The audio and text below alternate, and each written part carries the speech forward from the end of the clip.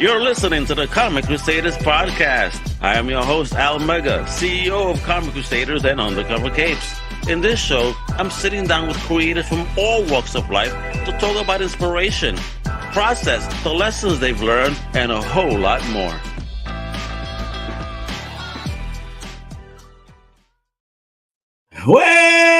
Well, what up, man? This is your boy, Al Mega. Welcome to a brand new Comic Crusaders podcast. And today, talking indie comics, baby. We're talking about a hot crowdfunding campaign that's out right there right now. We're talking about Vampires on Mars. We have a co-creator, the writer. He's been a guest before. He's the man. He's the boss. He's a legend in Massachusetts. Let me tell you for sure. Let me introduce the one, the only, the boss himself, Mr. George O'Connor. Where are you doing, homie?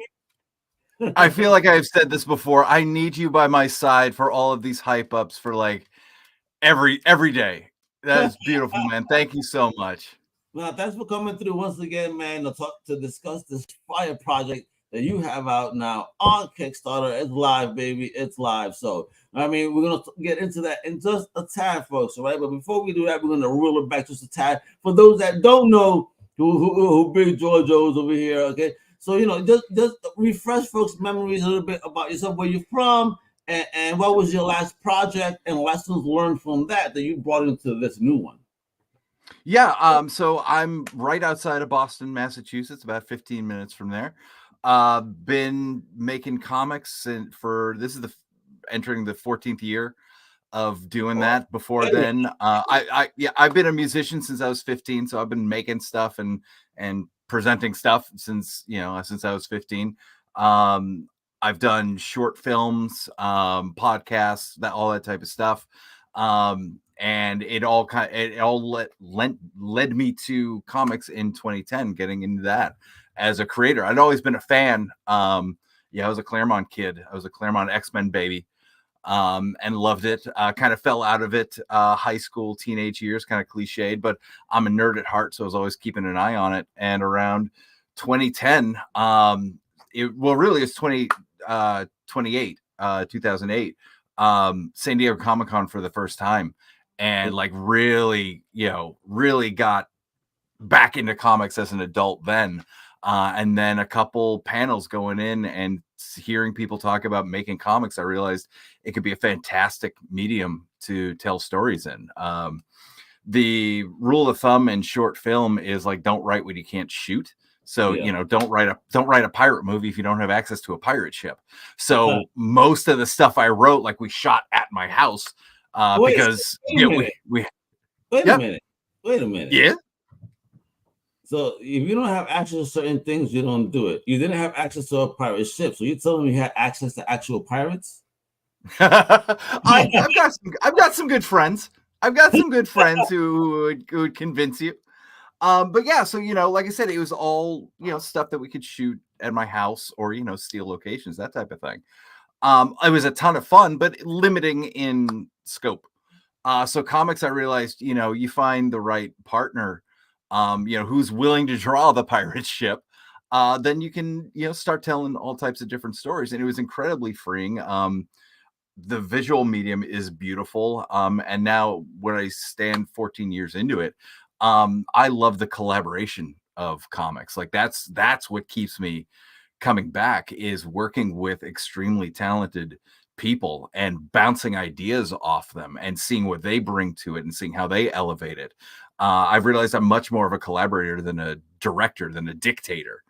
And my love in life is getting around other creative people and talking about creativity and building stuff and making stuff. I love that too. And you're talking about the last project. So the last time we talked was for a Kickstarter I ran last year for a series called Charlie Spot. It was a 4-issue series. That its life wheel was, it started. We kickstarted the first issue at this point, maybe 4 years ago. It went well. It got picked up from CEX Publishing, and so the 4 issues did make it into the direct market. But it was first time creators. I think we were the 4th book that Comics Experience CEX Publishing had launched. So, we sold copies, but it did what it did. And so I thought, I've got these books. If you look behind me, like this is where all the books live. And like I've got them on me. And what I love about the Kickstarter platform is the ability to reach, outside of your market. So, you catch me at a convention, that's awesome. But it's going to be, a handful in the Northeast region. Kickstarter, I've sent stuff to Austria. I've sent stuff to Australia, all these places that, just blow me away. So we ran a Kickstarter for the entire series, all 4 issues. And it went really well. And you were talking about things that I learned. More trying to think technical, or it's don't lose your passion for what you're talking about. Kickstarter it's a long game. I mean, even if someone's doing a short 10-day 14-day campaign, it's a long 10 days 14 days, and the middle can try men's souls. Something that you love and that you care about, focus on that. Push the passion, push the things that you love. And that's easy for me, because one, that's naturally how I feel most comfortable talking. Irish Catholic, Catholic guilt, like I can't accept compliments, but I will talk all day every day and put a spotlight on everybody I'm working with. And we're dudes, though. I think we're old school dudes in that sense that it's not easy for us. You're like, okay, whatever. Anyway, this person. Right. Quickly deflect, nice things to other people. So that's it. Is, I was able to talk about that project for whatever was 24, 26 days, on a near daily basis, because I just focused on what I loved about it and hoped that passion came through. So because that's what attracts me. Besides the stories are the story, art's art. But if you're excited about a thing and can get me excited about it, now I'm invested on a different level. So the hope is to bring, like I said, that love, that passion, so other people start getting excited about it as well. And that's what we're doing right now. I think you had mentioned up at the top. We are. There are 11 days left on this. We're about to cross the 2-week mark. Yep. I want to say I'm going to say that in a second, right? But this is what I want to know here, right? Before we even start talking about that. Sure. Because that last Kickstarter story, so much more different than what you were doing here. Yeah. I mean, room 360, like, whoa, you went from something serious to like something totally all right. George is having fun. Yes. Why the change and in direction how you wanted to tell some stories? A while ago, I figured out that for better, for worse, I was going to follow the muse of whatever story was in my head, and I needed to get out at the moment. Making comics is hard. In the best case scenario, it takes longer than you think, and life is going to get lifey. So it's going to get stressful no matter how hard you work to not make it get stressful.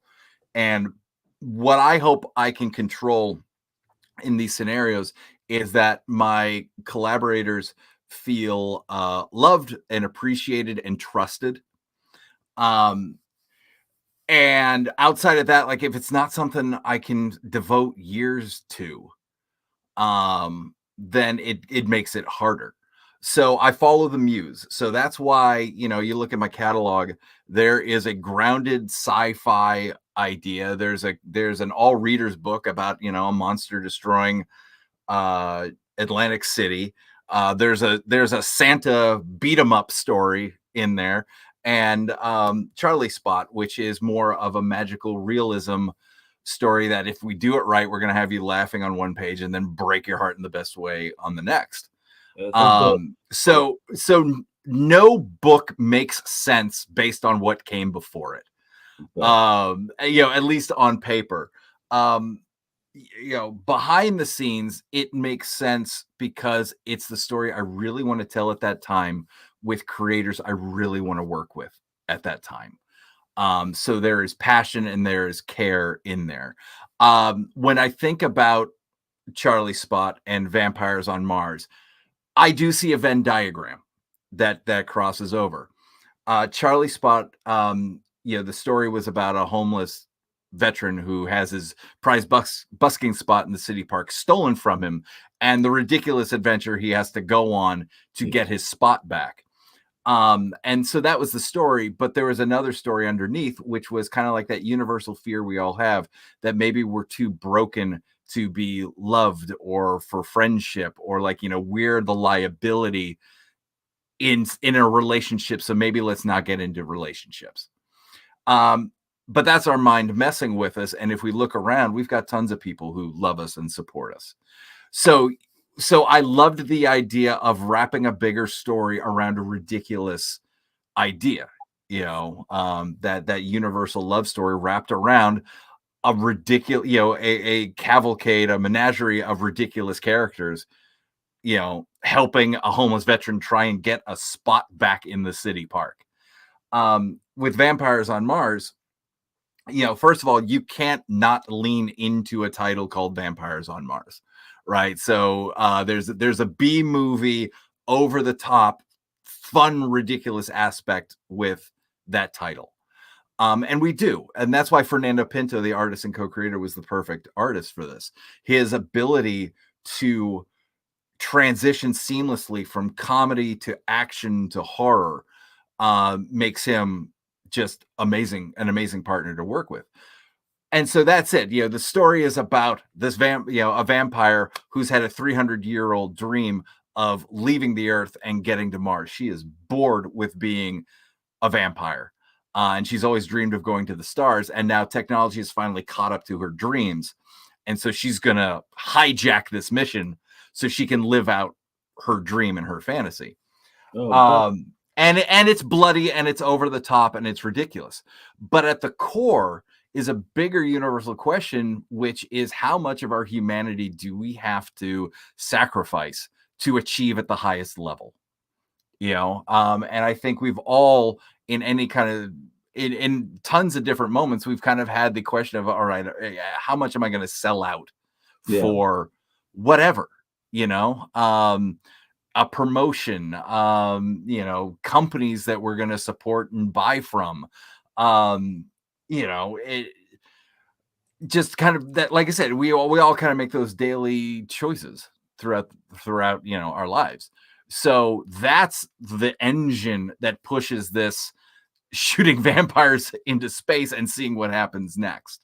Wonderful. So yeah. Continue. Let's throw in that trailer. Get people teased about it even further. Absolutely. You're talking about it. You folks should check this out right here. Hey, I'm George O'Connor, and Vampires on Mars #1 is now available through Kickstarter. We took a bunch of astronauts, turned them into vampires, and shot them into space. What more do you need to know? Reserve your copy today. Hell yeah, nailed that in one. Absolutely. Ooh. Do you need to know? Do you want to know more? Okay, you want to know more? Let's do this.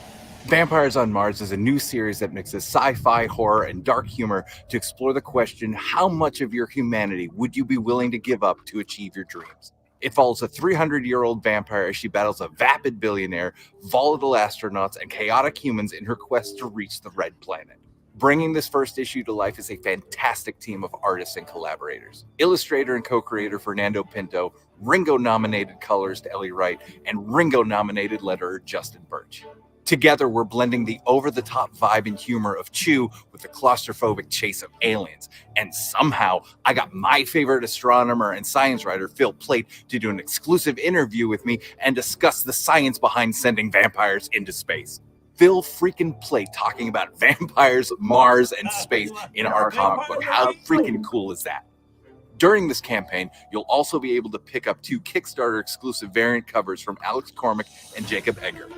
If you want to go digital, you can choose our standard PDF of Vampires on Mars #1 or the deluxe edition that also includes my script, Fernando's layouts and inks, and Ellie's colors. It's perfect for all you process junkies. On the physical side, you can pick up a collectible soft enamel pin and dive into my back catalog and check out some of the other books that I've worked on and co-created. And if you're looking for a super exclusive reward, Fernando will draw you or someone you love as a proud graduate of the Vampire Astronaut Academy. You'll also find an extensive add-on menu so you can customize your rewards. Add extra copies of the book, pins, and graphic novels to shape your perfect rewards package.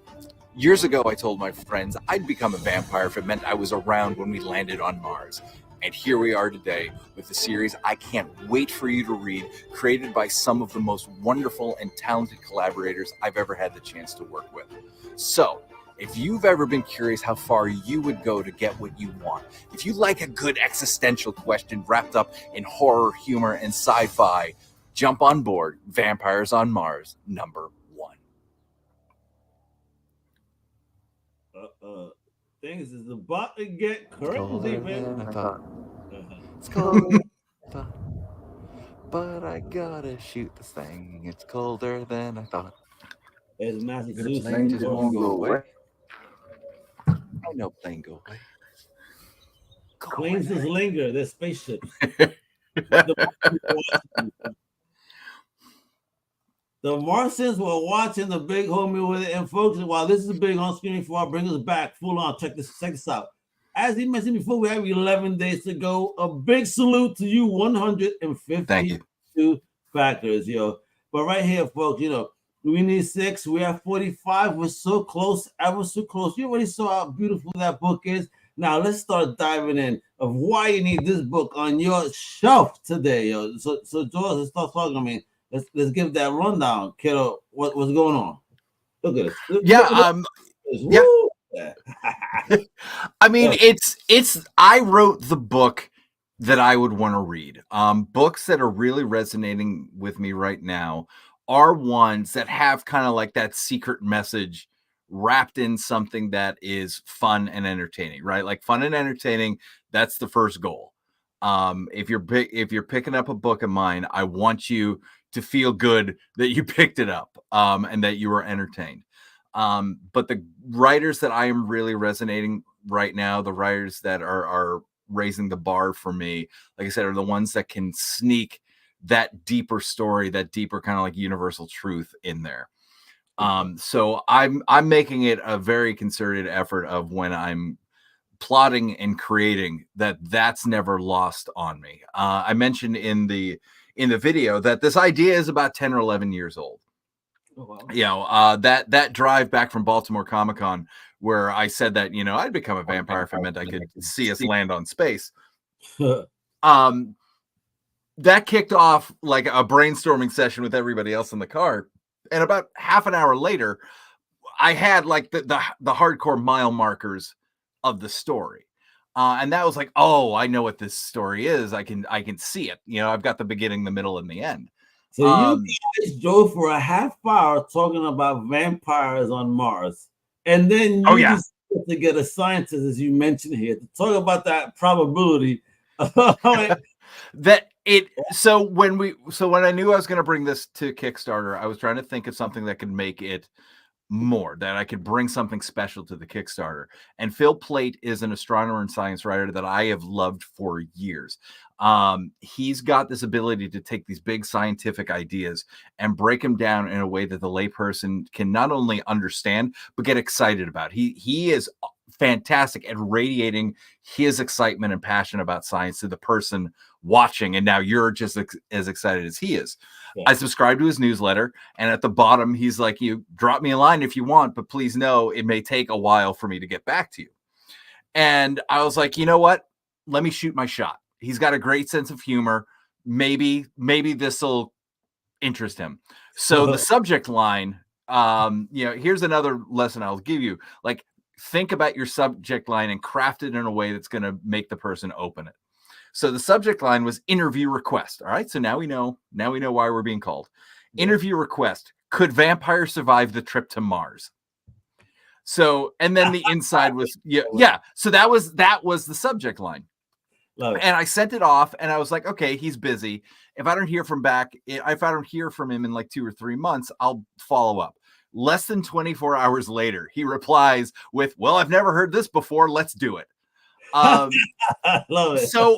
So, you know, I go to a ton of conventions. And so all of a sudden I had my very own private panel with my favorite, astronomer for about 45 minutes, talking about his background, getting into the nuts and bolts of what it takes to send people to Mars. What are the obstacles that are being faced right now? How are they working to overcome them? And then we got to play around with, all right, scientifically speaking, I mean, please note the heavy air quotes. Scientifically speaking, could vampires get to Mars? And so then we just started riffing. Comic book science. So Exactly.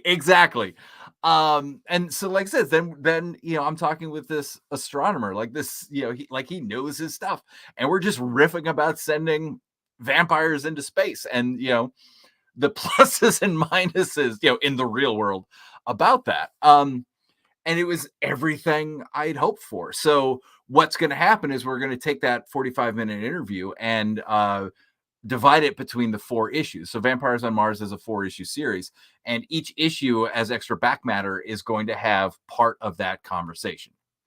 I was thinking it's the way they are from Earth, the more stronger they would be. But if they're going like to Mars, I don't know. So to get like super geeky, I know it's a comic book podcast, and we're gonna get super geeky for a second.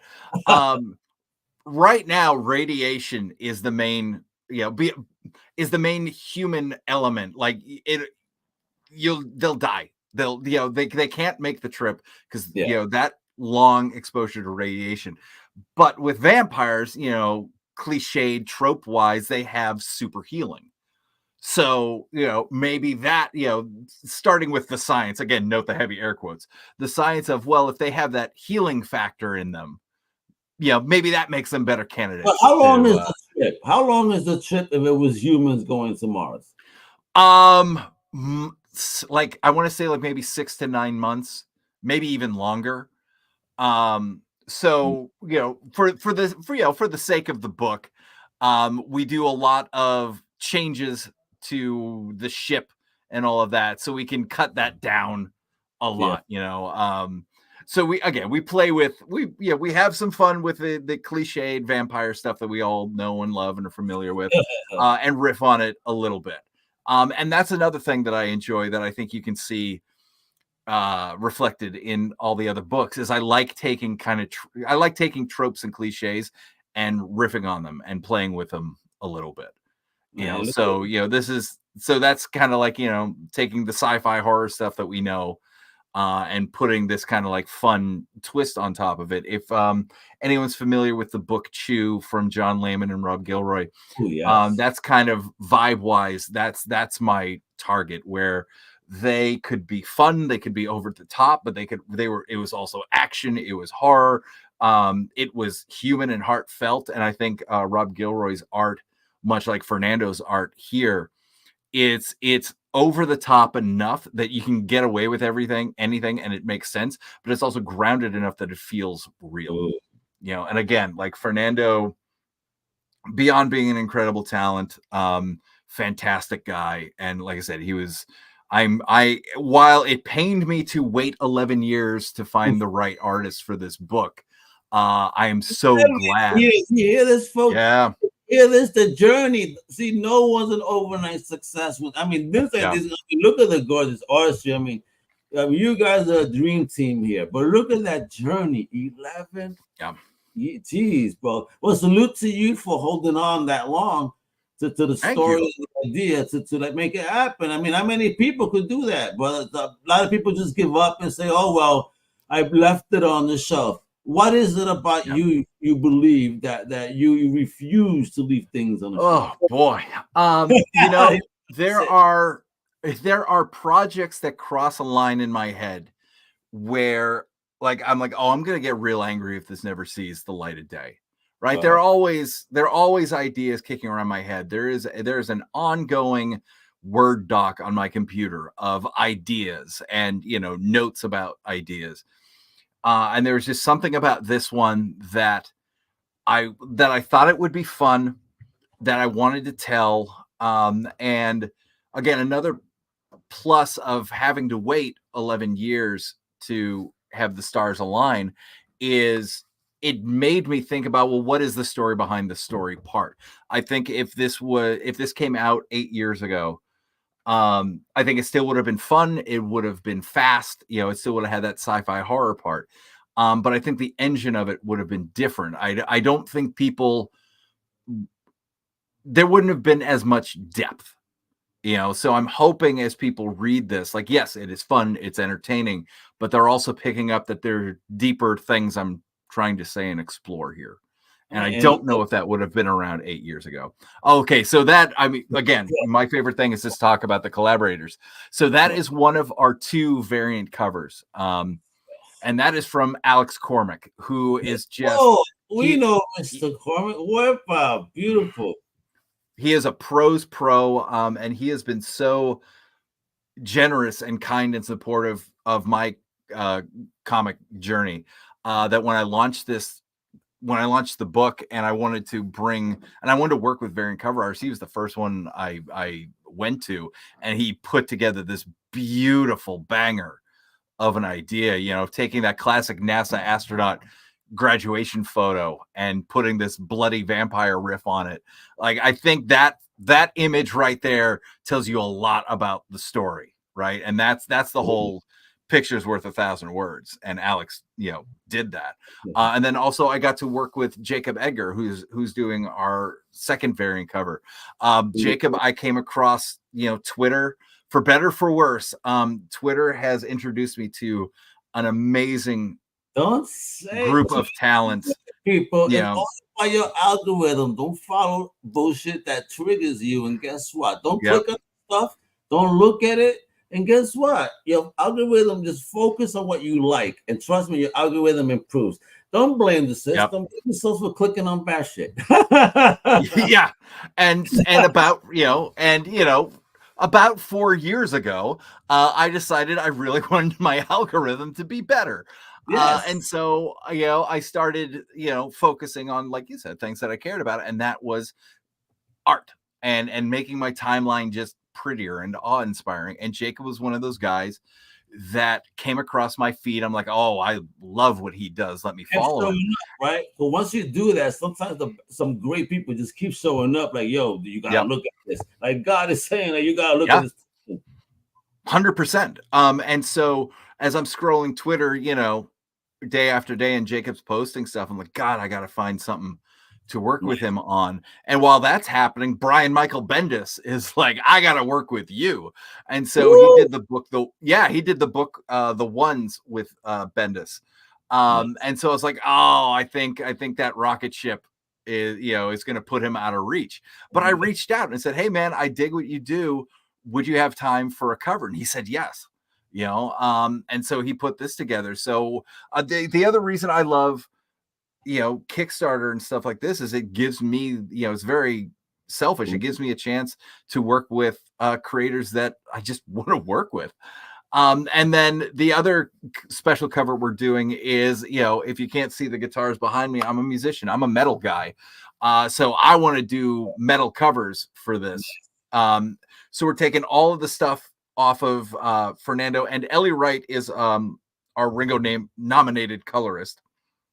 And I think her colors are going to look so good on the metal covers.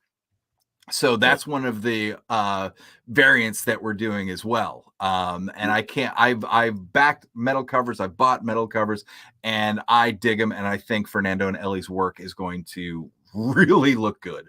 But I mean, look at this, folks. Again, let's give you another quick rundown of the art, just really quick. Because again, look how beautiful the art is. Look at the panels, its story, characterization. You're meeting the crew over here. You know what I mean? A quick introduction, if you will. Who's that there? That is Hannah. That is our 300-year-old vampire. And not bad, right? She makes sense to me in so much that so her backstory is, she loved looking up at the stars, and she dreamed of going up into the stars. They fascinated her. She was in awe of it. And that definitely comes from me, where I live. It's, it's not the darkest place, so you can only see so much. But every time I look up and see stars and all that stuff, I'm blown away. So I get that. I get how, some things, no matter how old you get, they are part of your DNA, and you're never going to outgrow them. You're never going to stop being in awe of it. So we're going to take that very human quality and just turn it up to 11. And it's a 300-year-old vampire so obsessed with this goal that she is ready to do whatever it takes to get her goal. And she will manipulate anybody she needs to. She will step on anybody she needs to get what she wants. And I think, unfortunately, we know, whether directly or indirectly, way too many people who will gladly step on somebody so they can get an inch taller. Oh, yeah. Unfortunately, that's the business in real life. All right. And these two look like the little roaches they want to step on for some reason. They look all scared. I mean, so who are these within the cast? Okay, so Tracy is on the left. And so she is one of the astronauts, and not to give too much away, but in this moment she has realized she has come across a secret file that shows all of the changes that are happening to their ship.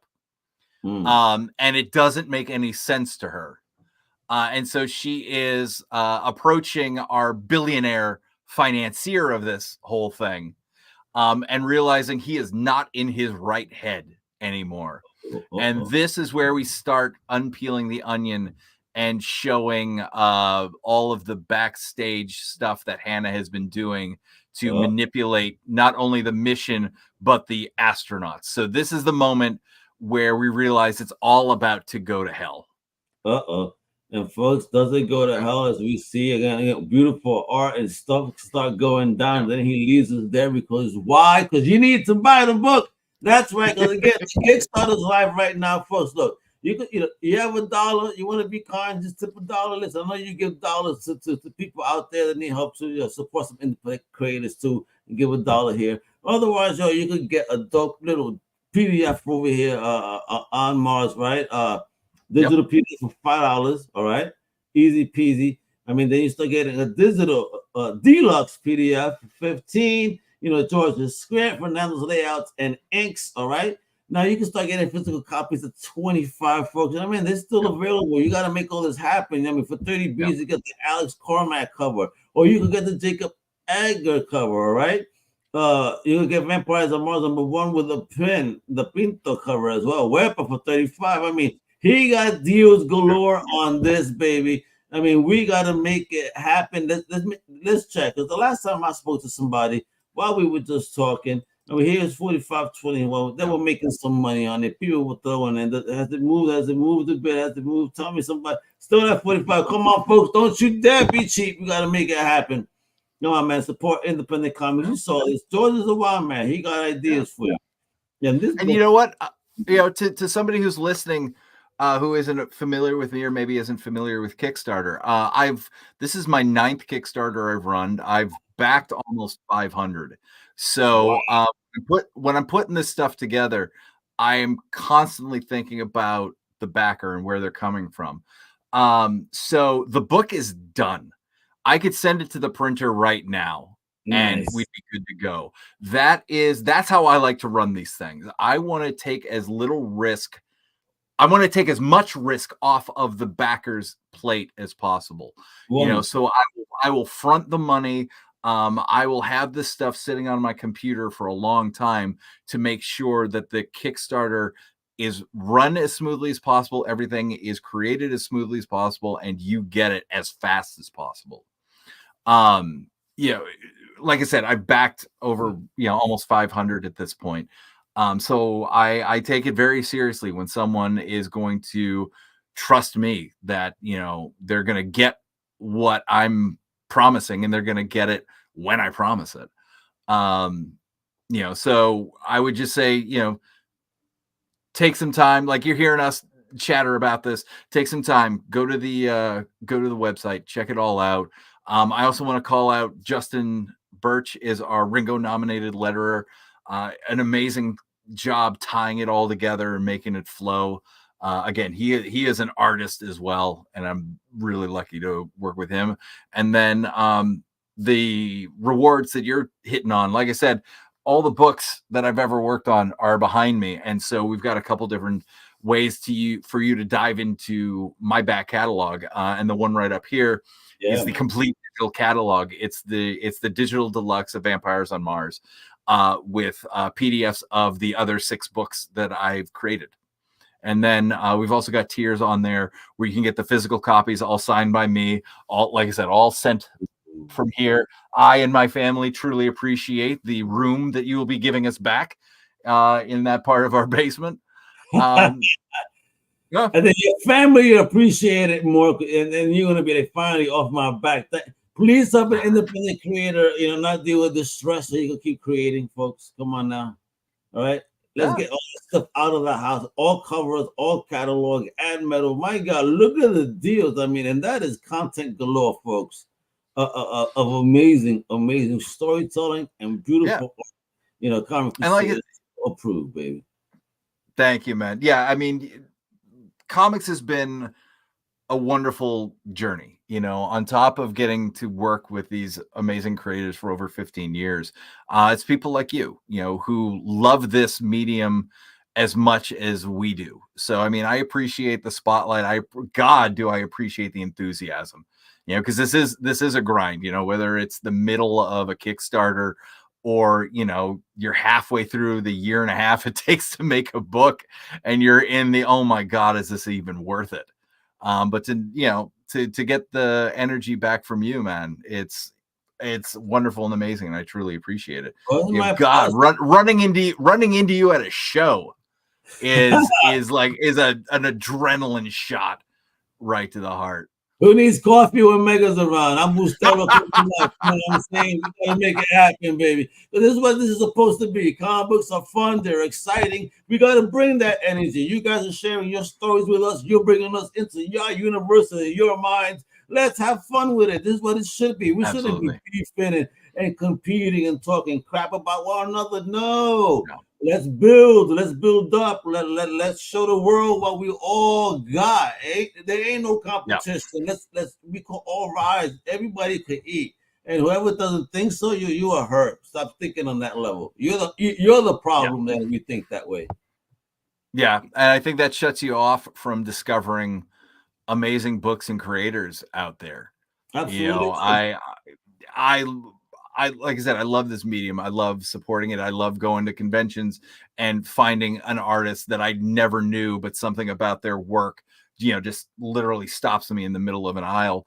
Going back to Twitter, finding, the reason I find these artists is because other artists are like, look at my friend or look at this amazing thing. It's that sharing builds, and that's ultimately what I hope that we can do, is that we can build a stronger community that, all tides and all boats, and I'm just butchering that apparently. But like I said, I agree. It's not a competition. Nobody gets into comics because they're like, and this is how I'm going to make $1 million. You get into it because you love the medium and and there is something about the grind that you love. And that's why, especially as you get older, my no a-hole policy is like number one. So, yes, I want to work with talented people, but I also want people that I'm excited to work with that are good people. And my God, Fernando, Ellie, and Justin are the freaking best. They're people that I would support, that I would support any book that they're a part of. Because yes, they're that talented, but they're also that good, and I'm very lucky that I get to, birth something out of, a 30-minute car ride to kill time from Baltimore Comic-Con. And I get to sit here and just look at, you got to see you got to see Fernando's action. You got to see how Ellie, makes it burst on the screen. And you got to see how Justin ties it all together and delivers the smoothest reading experience possible. Justin's the reason we can be as chaotic as we are, because he's like, he makes sure that we're grounded. He's, again, going back to the music part, like Justin's the rhythm section. You know, everybody else gets to bounce around and be maniacs. Yeah, because he's there to keep everything grounded, and that's talent. That's an art form as well. Oh, that's a skill that not many people have. It is the wonderful thing. You know, you were talking about Indian community. You know, just as a reminder, folks, you know, this year C2E2, I'm going to be emceeing the first ever Heroic Awards in support of the independent comic book community. So if you want to stay tuned to what's popping, please go visit the Heroic Awards on Facebook. I mean, it's going to be at C2E2 this year on Saturday, the 27th. It's going to be popping off. We're going to be celebrating amazing independent comic creators. And hopefully next year we'll get George's books thrown in there too, because, you know, I've introduced so many people that I wish could be a part of this. So hopefully next year it'll be fun, and hopefully you get one of those dope statues, you know, in recognition of the amazing books that you've done and stuff you've worked on, brother. I appreciate it. And yes, that's another part of like this gestation period of like just wanting to get this out there, you know, because again, I've seen Fernando's pages come in for over a year, and I get excited, and Ellie and Justin, and like, you know, I'm the only one that knows about how awesome this is. So I am so hot on getting this stuff out so everybody else can share in the joy. And my God, I can't wait to see you on stage with a microphone. You know, not only hyping up, you know, like one creator or one project, but the entire community. Yeah, it's gonna be fun. It's gonna be electric. Yeah, see, don't make me nervous now. No, dude, you're gonna, you know, any nerves I think will go away the minute you hold a microphone. The minute you're in front of a microphone, I think Al is gonna kick in, and you're gonna know exactly what you need to do. Once Mr. Mega kicks in, it's a wrap. The pop will yes. It's a wrap. It's a wrap. All right, folks. You know, yeah, George, as always, is an absolute honor and pleasure to have you. Please, folks, I've been showing the links, but again, the Kickstarter project is live now. We have 11 days to go. You know, we're almost there. So please support independent comics. Check it out. Vampires on Mars, #1, baby. You want to have a good time? Woo, it's about time. And you saw that. You have a wide selection, so you don't make it rain, because I know you're getting that tax money. Don't give me no excuses. They're coming through. So make it happen. It was the last day to file. So, but most of you already filed because you love having that money. So, you know, I know you got it. So let's go support indie, and of course, go visit George's website, because he has two. You know what I mean? He got homelesscomics.com and also swarmofeyes.com. Check that out. And of course, on social, you want to stay up to date, go visit him on Facebook at Homeless Comics, as well as on X at Lazy Horde. All right. So, you know, get it done. You can also follow us everywhere at Comic Crusaders, and as well as myself at The Real Omega. So thank you, everybody, my fellow Crusaders, for tuning in and showing the love. Hasta la próxima, mi gente. Huepa! Thank you for listening to the Comic Crusaders podcast. If you like the content, subscribe and turn on notifications. Also, please visit ComicCrusaders.com and our extended podcast family over at undercovercapes.com. And also, make sure to download the Comic Crusaders app on the Google Play Store today.